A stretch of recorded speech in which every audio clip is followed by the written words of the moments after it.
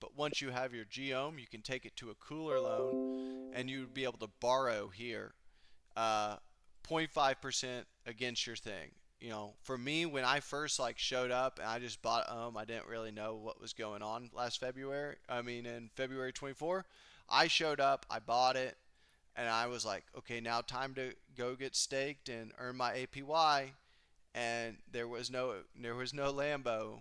It was just a borrow, and I'm like, well, I'm just gonna borrow and then buy more ohm, and I just kept doing that. And then apparently I joined LOOPDAO. I didn't even really know what LOOPDAO was, but it just seemed to me like the most obvious thing to do is that when you're given an asset that you can borrow 0.5% APY against, and uh, when I did it, it was around $12 to $13, and so I saw it. I'm like, okay, liquid backing per ohm is 11.52. I'm at $12 to $13. They also own 1% of Barachain.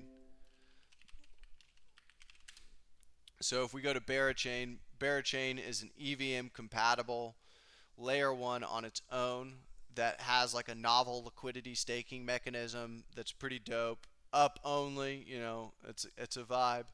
But anyways, Olympus invested 1% into them back in seed days. So they have 1% allocation of that Barachain, and some evaluate that to 1% to be worth over 200 million. That is not considered in the liquid backing. So when I was doing this, it's 12 and $13. You have a liquid backing of $11.52 in DAI denominated dollars, and then you have that Barachain allocation. So it became very obvious to me that I should loop the shit out of this thing and just wait till it hits $24 and make a good amount of money.